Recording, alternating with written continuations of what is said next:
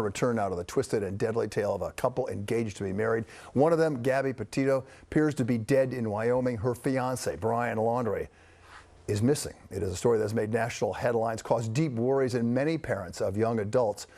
Our Kristin Thorne has been covering the story for us. She is in Northport, Florida. And Kristin, we have a couple of minutes to talk to you about some of the things that people may not know about this case. First, how long before we find out if it was Gabby who died and what killed her? So tomorrow, Bill, very importantly, we should be getting the results of an autopsy from the coroner out in Teton County, Wyoming. And we do expect at that point to learn what we all pretty much know at this point, that the remains that were found yesterday are that of Gabby Petito. But what could also come out of that autopsy is the cause of death. That is something they are going to be looking for. So we may learn that as early as tomorrow. However, determining the cause of death is not that easy. It can take days, weeks, and sometimes in very rare cases, we never actually get a cause of death. So many mysterious questions to be answered in this case, and I know you think about it all the time.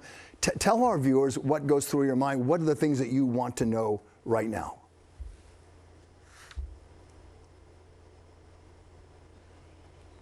It's new, and when they knew it, that is the big mystery that we all have right now, in addition to Brian Laundrie, his whereabouts, which is the big thing that we all want resolved at this point. But in addition to that is, what did they know? We know that Brian Laundrie returned to the home here September 1st. That is 10 days before Gabby Petito was reported missing. What happened during that time? We know that police, when they arrived to the house here on September 11th, they basically were greeted at the door by the parents with the name and number of an attorney. So between that time, there was something going on, and that's what we just don't understand. There's also a lot of questions around the vehicle. We do know Brian Laundrie's vehicle. We do know that he went to this reserve about 5 miles north of here on Tuesday morning. He told his parents he was going there. He brought his car with him.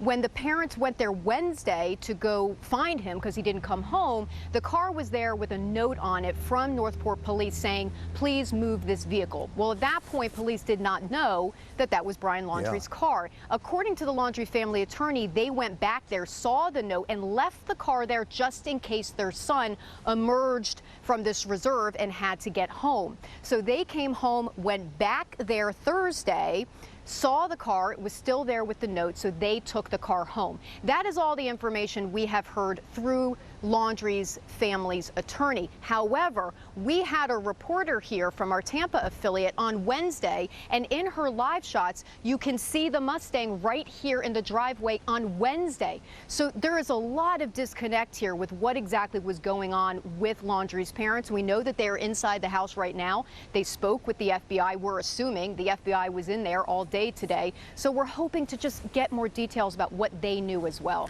You know, I said at the beginning in the introduction to you that it's caused deep worries in many parents of young adults. You're a parent, not of young adults yet, but you will be soon. What do you think resonates in this story? What makes it? I mean, obviously, you know, they come from Long Island, so we have a local tie there. But this is a nationally generated story as well. What do you think it resonates?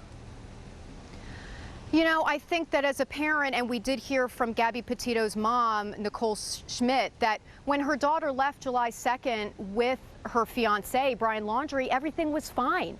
They were fine. They were happy. All the updates that they were getting from the road, they were happy. These YouTube videos, the social media, the postcards that Gabby Petito had been sending to Brian Laundrie's sisters, to her nephews. I mean, everything was just really happy. And then we see that body cam video from Moab, Utah. And then we hear this 911 call about them, maybe this fight that they had was more violent than we knew initially. And so I think as a parent, you know, everything seemed fine, and yet there was something going on. And I think that as a parent, that's what you worry about. You think you're doing the best job you can. My children are fine. I like the person they're with. Nicole Schmidt told us, I did not feel unsafe that they were going. She said, I wasn't happy about it, that my daughter was going on a cross-country road trip. I'd rather her stay home. But she's 22 years old. She's going to go.